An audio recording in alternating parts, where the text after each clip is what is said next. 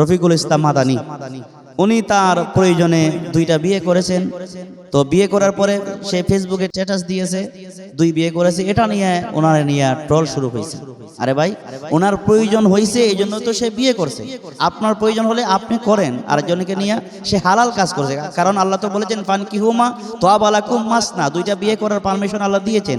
তাহলে একজন মানুষ যদি জেনে বুঝে সজ্ঞানে আল্লাহ তাআলার সেই হালাল কাজে যদি কেউ ট্রল করে, আল্লাহর কসম তার ঈমান থাকবে না। নাহমাদুহু ওয়া নুসাল্লি আলা রাসূলিল কারীম ওয়া বা'দ, আউযু বিল্লাহি মিনাশ শাইতানির রাজীম, বিসমিল্লাহির রহমানির রহিম। ফানকিহু মা তাবা লাকুম মিনান নিসা, সাদাকাল্লাহুল আযীম। আসলে যেই কথাগুলা বলতে চাই, আমাদের দেশে, বিশেষ করে আমাদের বাংলাদেশে একজন আলেম অথবা একজন হুজুর যদি একাধিক বিয়ে করে, এগুলোকে নিয়ে আমরা টল করা শুরু করি। জমক হুজুর দুইটা বিয়ে করছে, কিন্তু কোন কারণে উনি দুই বিয়ে করেছেন, ওনার কোনো সমস্যা আছে কিনা, ওনার কোনো প্রয়োজন আছে কিনা, এগুলার যাচাই বাছাই করার কোনো দরকার মনে করি না। ফাইকারি গণহারে আমরা ওই হুজুরের মানে চামড়া উঠাই ফেলতে চাই, তাকে ধুয়ে মানে একদম শেষ করে দিতে চাই। অথচ আল্লাহ সুবহানাহু ওয়া তাআলা কুরআনুল কারিমে বলেছেন যে ফানকিহু, অতএব তোমরা বিবাহ করো, মা যাদেরকে তোয়াবা পছন্দ হয়, ভালো লাগে, হালাল হয়, লাকুম তোমাদের জন্যে, মিনান নিসা নারীদের মধ্য থেকে। আল্লাহ তাআলা এই আয়াতের মধ্যে বলেছেন অতএব তোমরা নারীদের মধ্য থেকে যাদেরকে তোমাদের পছন্দ হয় বিবাহ করো, যাদেরকে তোমাদের ভালো লাগে, পছন্দ হয়, তাদেরকে বিবাহ করো। তারপরে আল্লাহ এই আয়াতের শেষে কি বলেছেন, ফাইন খিফতুম আল্লা তা'দিলু ফাওয়াহিদা, কিন্তু আল্লাহ শর্ত দিয়েছেন একাধিক বিয়ে করার জন্য, আল্লাহ শর্ত দিয়েছেন ফাইন খিফতুম আল্লা তা'দিলু ফাওয়াহিদা, যদি ইনসাফ করতে পারবে না বলে ভয় করো, মানে আপনি একটা বিয়ে করেছেন, আপনার এখন প্রয়োজন দেখা দিয়েছে, জরুরত দেখা দিয়েছে আরেকটা বিয়ে করার, আল্লাহ তাআলা পারমিশন দিয়েছেন। আল্লাহ তো বলেছেন মাসনা, একাধিক বিয়ে দিয়ে আল্লাহ কোরআনে আয়াতেই শুরু করেছেন যে মাসনা করতে পারেন। তবে আল্লাহ তাআলা শর্ত দিয়েছেন ফাইন খিফতুম আল্লা তা'দিলু, দুই বিয়ে করার পরে আপনি যদি ইনসাফ করতে পারবেন না এই ভয় থাকে যে দ্বিতীয় বিয়ে করার পরে তার যা প্রয়োজন, তার যা যা প্রয়োজন, এক কথায় তার যা প্রয়োজন সব কিছু আপনি দিতে পারবেন না, ইনসাফ করতে পারবেন না, এই ভয় যদি থাকে, তাহলে আল্লাহ বলেছেন ফাওয়াহিদা, একটা নিয়েই আপনি সন্তুষ্ট থাকেন, দ্বিতীয় বিয়েতে যাবেন না। কিন্তু ইদানিং কালে যে কথাটা আমি বলতে চাই, আমার লাইভে আমাদের দেশে কোনো আলেম যদি একাধিক বিয়ে করে, কারণে হোক অকারণে হোক, এটাকে আমরা ভাইরাল করে হুজুরের চামড়া শুদ্ধা, বংশ শুদ্ধা, 14 গোষ্ঠ শুদ্ধা আমরা উদ্ধার করতে চাই।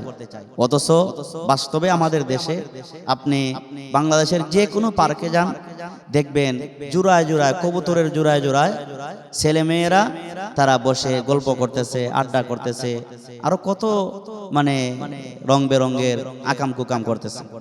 অথচ এইগুলা মানুষের সামনে, এমনকি প্রশাসনের সামনে, প্রশাসনের সম্মুখে, জনসম্মুখে, হাজার হাজার মানুষের সামনে, প্রশাসনের সামনে এইগুলা বিয়ে ছাড়া, বিয়ে শাদী ছাড়া একটা ছেলে, উপযুক্ত ছেলে আরেকটা উপযুক্ত মেয়েকে নিয়ে পার্কে ঘোরাঘুরি করতেছে। কত দিনে দিন দুপুরে প্রকাশ্যে জিনা ব্যভিচার তারা করতেছে। এগুলা প্রশাসন দেখেও না দেখার ভান করে, দেশের মানুষ দেখেও না দেখার ভান করে, এগুলাকে মানুষ কেয়ার করে না, এগুলোকে মানুষ মন্দ বলে না। হোটেলে রেস্তোরাঁতে কত আকাম কুকাম হচ্ছে, এগুলা আমাদের প্রশাসনও দেখে না। আর বিশেষ করে আমাদের দেশে যে সাংবাদিক আছে, হলুদ মিডিয়া আছে, এই হলুদ মিডিয়ার ভাইদেরকে কিছু বলতে যদি হয়, আমাদের দেশের অধিকাংশ সাংবাদিক ভাইয়েরা এরা এখনো মানুষ হতে পারে নাই, অধিকাংশ সাংবাদিক ভাইয়েরা তারা এখনো মানুষ হতে পারে নাই। তারা যদি কোনো হুজুরের কোনো মানে সুই ঢুকাবার মতো কিছু যদি কোনো ছিদ্র পায়, ওই সুইয়ের ছিদ্র দিয়ে হাতি ঢুকিয়ে দিতে চায়, তারা সুইয়ের ছিদ্র দিয়ে হাতি ঢুকিয়ে দিতে চায়। ইদানিং কিছুদিন আগে আমাদের দেশের এই যে মানে বাট্টি হুজুর, ছোট হুজুর যাকে বলা হয়, রফিকুল ইসলাম মাদানী, উনি তার প্রয়োজনে দুইটা বিয়ে করেছেন। তো বিয়ে করার পরে সে ফেসবুকে স্ট্যাটাস দিয়েছে দুই বিয়ে করেছে, এটা নিয়ে ওনারে নিয়ে ট্রল শুরু হয়েছে। আরে ভাই, ওনার প্রয়োজন হয়েছে এই জন্য তো সে বিয়ে করছে।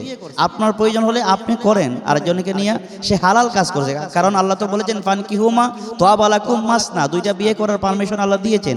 তাহলে একজন মানুষ যদি জেনে বুঝে সজ্ঞানে আল্লাহ তাআলার সেই হালাল কাজে যদি কেউ ট্রল করে, আল্লাহর কসম তার ঈমান থাকবে না। সতর্ক হন, সাবধান হন। আল্লাহর কোরআনের আয়াত নিয়ে, আল্লাহর অকাট্য বিধান নিয়ে আমরা যেভাবে ট্রল করা শুরু করছি, ঈমান যে আমাদের চলে যাচ্ছে, আমাদের আমল আখলাক যে সব ধ্বংস হয়ে যাচ্ছে, এদিকে আমাদের কি নাই, খেয়ালই নাই, আমাদের নজরেই নাই। তো আল্লাহ তাআলা যেহেতু পারমিশন দিয়েছেন, যার প্রয়োজন হয় সে একাধিক বিয়ে করুক। আপনার প্রয়োজন হলে আপনিও করেন, ট্রল করার দরকার নাই। ট্রল একজন হুজুরকে আপনি করতেছেন না তো, আপনার এই ট্রল করাটা, মজা করাটা, ঠাট্টা করাটা ডাইরেক্ট কোরআনের আয়াতের বিরুদ্ধে চলে যাচ্ছে, আল্লাহর বিরুদ্ধে চলে যাচ্ছে, আল্লাহ পাকের আইনের বিরুদ্ধে চলে যাচ্ছে। সুতরাং আমাদেরকে সোচ্চার হতে হবে। আমাদের ঈমান বাঁচাতে হলে